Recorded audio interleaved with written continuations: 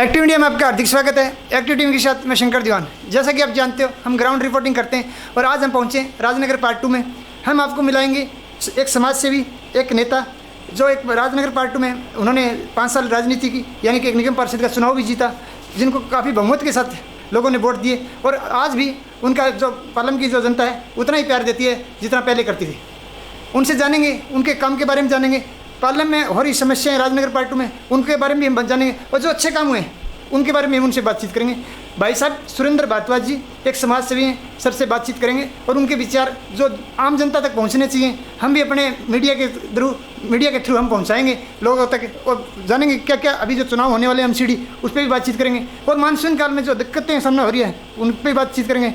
और पार्लियामेंट में 5 साल पहले जो पानी की और शिविर की समस्या थी उसमें काफ़ी सुधार हुआ है, वो एमसीडी के अंदर में हुआ या भाई साहब ने कराया, वो भी हम जानेंगे। नमस्कार भाई साहब। नमस्कार जी, बहुत बहुत धन्यवाद आपका।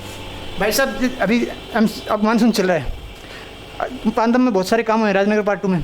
आपने 5 साल तक राज किया निगम पार्षद के तौर पे, बहुत अच्छे काम हुए, हमने लोगों से राय ली तो लोग अभी जो हम सर्वे करते हैं तो उसमें आपका नाम आता है कि सुरेंद्र भारद्वाज ने जितने काम किए, अभी भी काम हो रहे हैं लेकिन अच्छे काम किए। तो अभी आपका विजन क्या है राजनगर पार्ट 2 के लेके और जनता को आप क्या एक मैसेज देना चाहते हैं? सर मेरा विजन तो सोशल वर्क का ही है। मुझे जनता के लिए सोशल वर्क करना है, समाज के हित में काम करना है। जो मैं कर सकता हूँ समाज के हित में, जितनी मैं उनकी आवाज़ उठा सकता हूँ वो मैं पहले भी उठाता रहा हूँ और आगे भी उठाता रहूँगा। दूसरा ये मैं देख रहा हूँ कि जो राजनगर पार्ट 2 है जिसमें कि गली नंबर 11-12 तक पानी की समस्या लगभग हल हो चुकी है। अभी सीवर लाइन डले थे उसमें आम आदमी पार्टी का काफ़ी अच्छा काम किया, लोग जानते हैं, लेकिन थोड़ा सा आप आगे की तरफ आते हो तो थोड़ा अभी भी लोग टैंकरों से पानी गिराते हैं, उसमें आपका क्या विचार? लगभग 99% राजनगर निवासियों को पानी मिल रहा है। कहीं 1% जब गर्मी पीक पे होती है, पीछे से पानी हरियाणा छोड़ना बंद कर देता है, तब ये समस्या आती है। मई जून के अंदर ये समस्या आती है, तो जब उन घरों में पानी नहीं पहुंचता तो हम टैंकर से प्रोवाइड कराते हैं उनको, ताकि जनता को पानी की परेशानी ना हो। 99% घरों में पानी अपनी ठूठियों से ही मिल रहा है। अभी 99% पानी टूटियों से मिल रहा है, अभी लगभग पानी का जो सप्लाई वो अच्छी हो रही है, लेकिन लोग जब मैसेजों के थ्रू हमें भेजते हैं तो बिल वगैरह थोड़ा ज़्यादा आ रहा है, तो ये बात सच है क्या?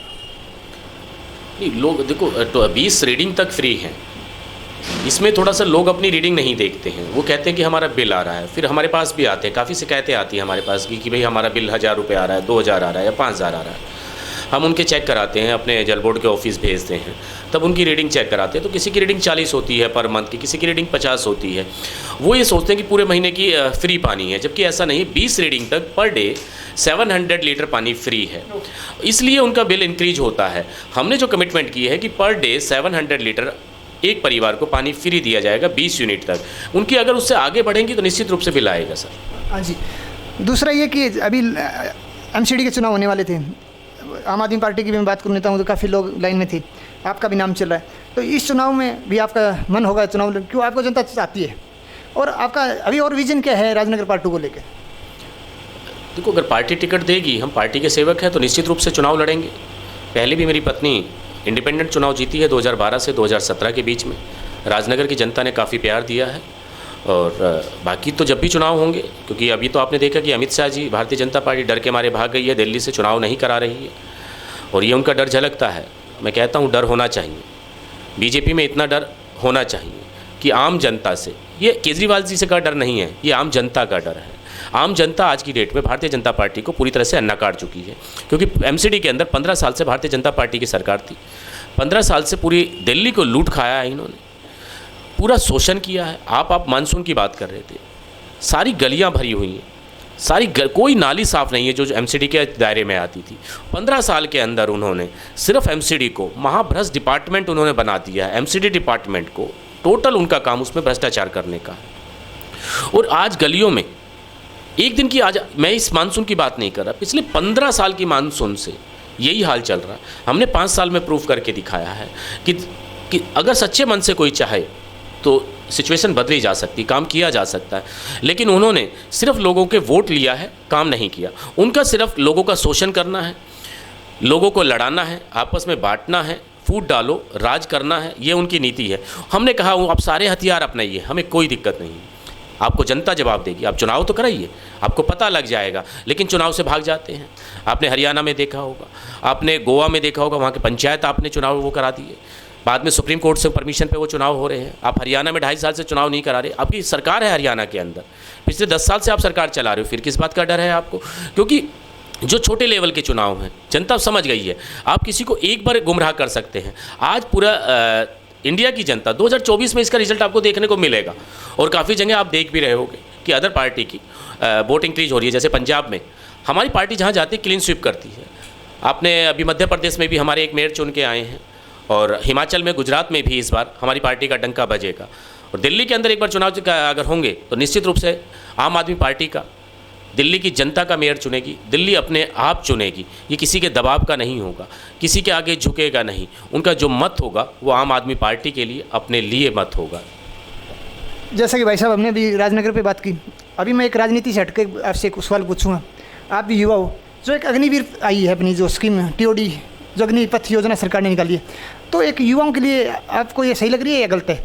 ये राजनीति नहीं है, ये जस्ट आपकी, हम एक युवा हो तो हमें एक युवा के तौर पर ही आपसे जवाब चाहते हैं इसका। एज ए पत्रकार मैं आपसे पूछना चाहता हूँ, आप परमानेंट जॉब चाहते हो या टेम्परेरी जॉब चाहते हो? परमानेंट ही जॉब चाहता है हर आदमी। तो आपने अपनी बात का जवाब स्वयं दे दिया है कि अग्निवीर 4 साल के लिए ये कैसे सैनिक तैयार हो जाएगा। हमें उस 15 साल में 1 साल 1.5 साल कम से कम एक सैनिक तैयार हो जाता है। आप 6 महीने के अंदर कैसे किसी सैनिक को, कोई जादुई आपके पास छड़ी है जो आप सैनिक को तैयार कर देंगे? और उससे एक राष्ट्र भावना नहीं रहती, क्योंकि 4 साल का टारगेट है। वो सिर्फ एक आप मिशन लेके चल रहे हैं, सिर्फ 4 साल के लिए, वो टारगेट के लिए जाएगा। वो देश भावना के मेरे हिसाब से मुझे लगता है कि वो देश भावना शायद उसमें तो कहीं ना कहीं असर पड़ेगा देश भावना के प्रति। मुझे ये जो अग्निवीर योजना आई है, ये कहीं ना कहीं जवानों के साथ, एक युवाओं के साथ एक धोखा है। जो मेहनत करता है, उसका एक सपना होता है कि मुझे फ़ौज में जाना, अपने देश के लिए लड़ना, अपने देशवासियों की सेवा करनी है, लेकिन उसको 4 साल के बाद उसको मालूम है कि मुझे घर आ जाना है, तो शायद वो उस सेवा के बारे में उसका मन हल्का होगा। जैसा कि हमने भाई साहब से बातचीत की, 2012 से 2017 के बीच में निगम पार्षद जो इंडिपेंडेंट जीते थे, काफ़ी काम हुए हैं। 2015 से मैं भी दिल्ली में हूँ। राजनगर में काफ़ी अच्छी, मतलब जो पानी की फैसिलिटी पहले नहीं थी, जो राजनगर में जो भाई सुरेंद्र का नाम देते ही लोग एक पॉजिटिवनेस आता है कि भाई साहब के राज में काम हुए थे। अभी भी सरकार बदलती रहती है, आती रहती है, उस बारे में हम बातचीत नहीं करना चाहते, लेकिन एक समाज सेवी जो समाज के लिए अच्छा काम करता है, तो उनके साथ हमारा जो प्यार है वो बना रहना चाहिए। वोट आपका अधिकार है, आप किसी को भी दे सकते हो। भाई साहब बहुत अच्छा लगा, आपने खुल के अपने विचार रखे, उसके लिए बहुत बहुत धन्यवाद। आपका भी बहुत बहुत धन्यवाद, और आपके सभी दर्शकों को, एक्टिव इंडिया न्यूज़ का भी जितने भी दर्शक हैं उन सब का भी धन्यवाद जो देख रहे हैं और सुन रहे हैं, क्योंकि आप इतने स्पष्ट क्वेश्चन करते हैं। गोदी मीडिया की तरह आपके क्वेश्चन नहीं होते हैं। तो मैं आपसे यही उम्मीद करूंगा कि हमेशा निष्पक्ष आपके क्वेश्चन होने चाहिए, ना कि किसी पार्टी को देख के या किसी के दबाव में होने चाहिए। बहुत बहुत धन्यवाद। हम कल किसी और समाज सेवी या स्पोर्ट्समैन से आपसे मुलाकात कराएंगे।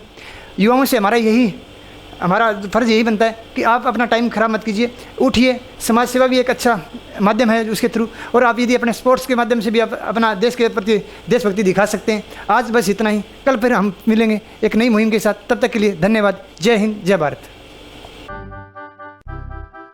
कितनी सिविलाइज्ड थी ना हड़प्पन सिविलाइजेशन मामा।